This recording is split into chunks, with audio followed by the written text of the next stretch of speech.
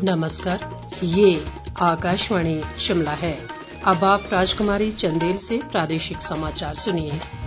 आज के मुख्य समाचार। मुख्यमंत्री जयराम ठाकुर ने शिमला जिला के अस्पतालों में बिस्तरों की क्षमता बढ़ाने के दिए निर्देश। 18 वर्ष से अधिक उम्र के लोगों को कोविड से बचाव का टीका लगवाने के लिए पंजीकरण प्रक्रिया आज से शुरू। प्रदेश में अब तक 14 लाख से अधिक लोगों को लगाई गई कोविड वैक्सीन, 2 लाख से अधिक लोगों ने लगवाई दूसरी डोज। और प्रदेश में कोरोना मामलों में वृद्धि जारी। आज अभी तक कोरोना के 2539 नए मामलों की पुष्टि, 33 लोगों की मृत्यु। कोविड मरीजों की संख्या फिर से बढ़ रही है, इसलिए सभी श्रोताओं से अपील है कि कोई भी कोताही न बरतें, सभी सुरक्षा उपायों का पालन करें और 45 वर्ष से ऊपर के सभी लोग बेहिचक टीका लगवाएं, सुरक्षित रहें और 3 आसान उपायों का पालन करें। मास्क पहनें, 2 गज की दूरी है जरूरी, सुरक्षित दूरी बनाए रखें, हाथ और मुंह साफ रखें। अब समाचार विस्तार से। मुख्यमंत्री जयराम ठाकुर ने शिमला जिला के अस्पतालों में बिस्तरों की क्षमता बढ़ाने के निर्देश दिए हैं। आज शिमला में कोविड-19 की स्थिति की समीक्षा करते हुए उन्होंने कहा कि आईजीएमसी की नई ओपीडी में चरणबद्ध तरीके से 300 अतिरिक्त बिस्तरों की क्षमता उपलब्ध करवाई जाएगी। आयुर्वेदिक अस्पताल छोटा शिमला में 50, नागरिक अस्पताल जुन्गा में 50 और टूटीकंडी पार्किंग में 100 बिस्तरों की अतिरिक्त क्षमता उपलब्ध कराई जाएगी। उन्होंने कहा कि इसी तरह रोहडू, रामपुर, बुशहर के खनेरी और ठियोग नागरिक अस्पतालों की बिस्तर क्षमता को बढ़ाने के प्रयास किए जाने चाहिए। मुख्यमंत्री ने कहा कि किसी भी विपरीत स्थिति का सामना करने के लिए शहर या साथ लगते स्थान पर प्री फैब्रिकेटेड 200 बिस्तरों की अतिरिक्त सुविधा उपलब्ध करवाने के प्रयास भी किए जाएं।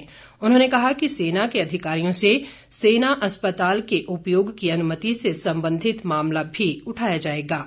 मुख्यमंत्री ने कहा कि प्रदेश में ऑक्सीजन, उपकरणों और दवाओं की कोई कमी नहीं है। उन्होंने कहा कि रोहडू और रामपुर के अस्पतालों में ऑक्सीजन संयंत्र स्थापित करने पर विचार किया जा रहा है। शहरी विकास मंत्री सुरेश भारद्वाज, स्वास्थ्य मंत्री राजीव सहजल, उपायुक्त आदित्य नेगी सहित अन्य अधिकारी बैठक में मौजूद रहे। इस बीच शहरी विकास मंत्री सुरेश भारद्वाज ने शिमला के टूटीकंडी स्थित वाहन पार्किंग का निरीक्षण किया और पार्किंग को कोविड सेंटर बनाने के लिए संबंधित अधिकारियों को आवश्यक दिशा निर्देश जारी किए। उन्होंने कहा कि शहर के आसपास के क्षेत्रों में भी अस्थायी कोविड सेंटर बनाने के लिए जगह के चयन के लिए निरीक्षण किए जा रहे हैं। 18 वर्ष से अधिक उम्र के सभी देशवासियों को कोविड से बचाव का टीका लगवाने के लिए पंजीकरण प्रक्रिया आज शुरू हो गई है।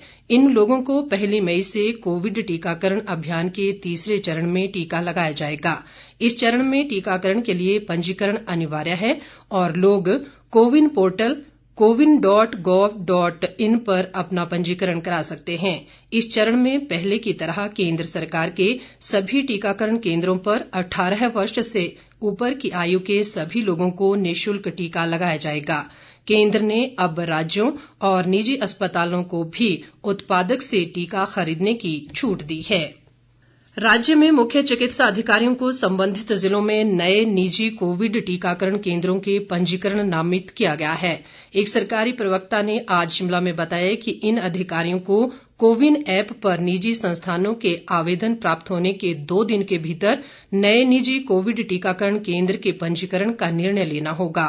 उन्होंने कहा कि इसके लिए निजी स्वास्थ्य संस्थान के पास पर्याप्त कोल्ड चेन उपकरण, क्षमता, प्रतीक्षालय, टीकाकरण और टीकाकरण के बाद देखभाल के लिए पर्याप्त स्थान होना अनिवार्य है। साथ ही मंत्रालय के दिशा निर्देशों के अनुसार पर्याप्त संख्या में प्रशिक्षित वैक्सीनेटर और वेरीफायर्स भी उपलब्ध होने चाहिए। ये केंद्र टीकाकरण के बाद विपरीत परिस्थितियों के प्रबंधन में भी सक्षम होने चाहिए। राज्यपाल बंडारू दत्तात्रेय और मुख्यमंत्री जयराम ठाकुर ने शिमला जिला में कोटखाई के फनैल गांव में हुई आगजनी की घटना पर दुख जताया है।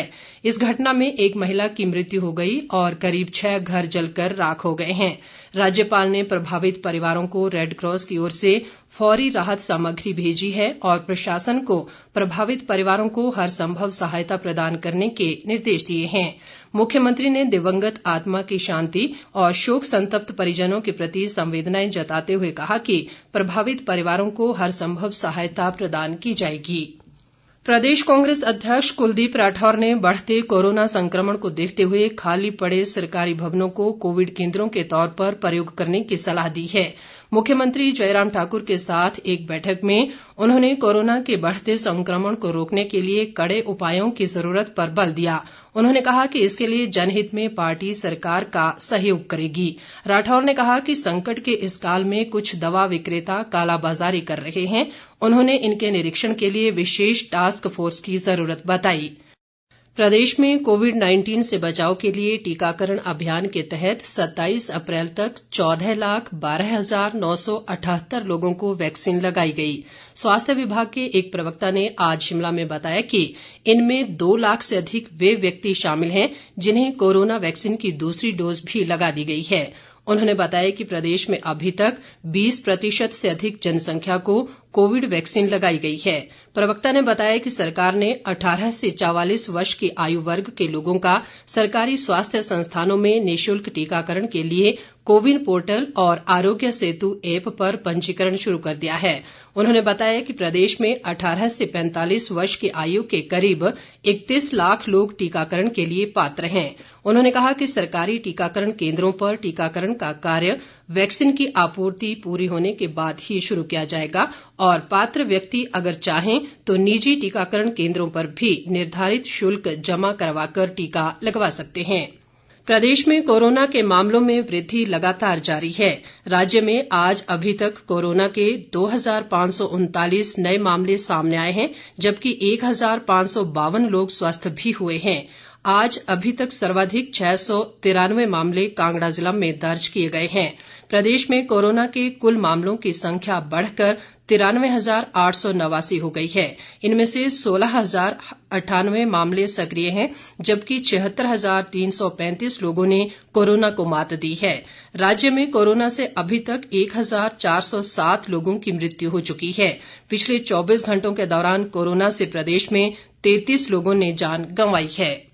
सूचना व प्रसारण मंत्रालय और केंद्र व राज्य सरकार के विभिन्न विभागों की इकाइयों की इंटर मीडिया प्रचार समन्वय समिति की एक बैठक आज पीआईबी चंडीगढ़ की अतिरिक्त महानिदेशक देवप्रीत सिंह की अध्यक्षता में आयोजित की गई।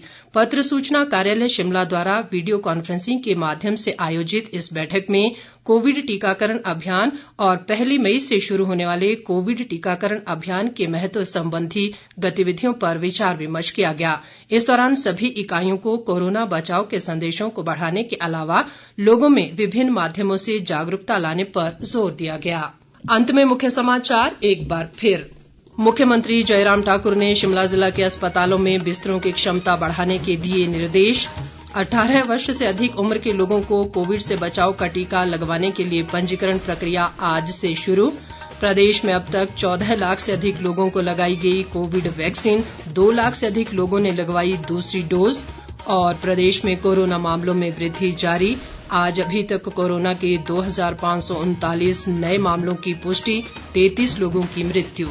इसके साथ ही ये समाचार बुलेटिन समाप्त हुआ। नमस्कार।